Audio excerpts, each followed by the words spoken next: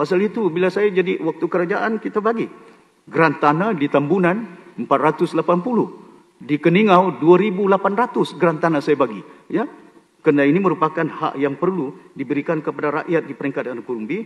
Tapi kita nyatakan bukan hanya tanah kita bagi, but make sure mereka juga mempunyai kebolehan untuk menanam. Nenas, saya dah maklumkan dengarkan saya dari Moyok. Ya? Di Moyok ada di situ. Di apa Moyok? Banyak orang miskin tapi tidak ada pendidikan. How do you eradicate poverty mereka? Tapi kalau kita letak kepada mereka, tanam nenas, tanam ginger yang ada. Lepas itu produce ginger. Seperti yang saya nyatakan, gula-gula tu. Ada ginger dia, ada nenas dia. Takkan kita tak boleh.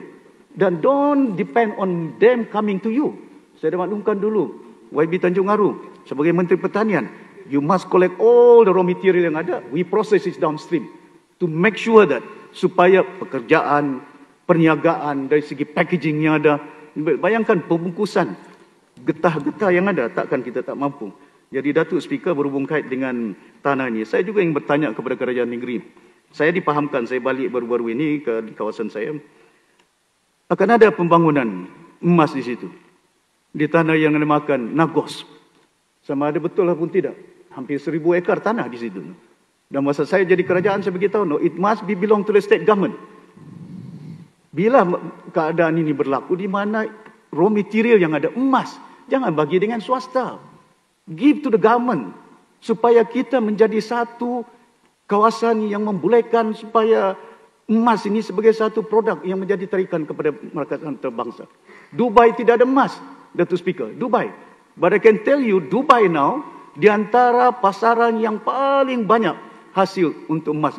Ini tidak, kita di peringkat negeri Sabah, kita bagi swasta, kita bagi, ya, keadaan itu begitu juga dalam seperti yang saya nyatakan berhubung kait dengan tanah tadi, Datuk Speaker, dah agak tidak tertentu.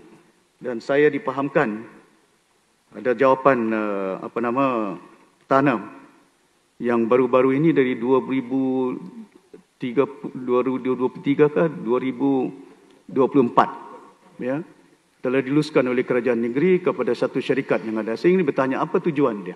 Ya, kita ada FMU, Forest Management yang ada. Saya ingin bertanya kepada kerajaan negeri, sejauh mana syarikat-syarikat yang kita telah lantik ini telah menanam kayu-kayuan yang ada, ataupun mereka tanam kelapa sawit yang ada. Ini yang kadang-kadang kita tidak sedar. The intention is to tanam kayu balak untuk memastikan supaya sustainable yang ada. Tapi ini tidak. Kita tanam kelapa sawit, kita gunakan tanah itu untuk sesuatu perkara, tapi berapa hasil yang telah diperolehi oleh kerajaan negeri untuk memastikan supaya kayu-kayu yang ada ini akan mendapat manfaat kepada anak-anak kita di masa yang akan datang. Datuk Speaker, di samping itu, saya berharap agar permohonan seperti native title, tanah-tanah yang ada ini akan dapat diberikan kepada masyarakat kita di peringkat akar umbi. Dan saya juga menyatakan tentang bagaimana, ya, bukan kita tolak pembangunan yang ada.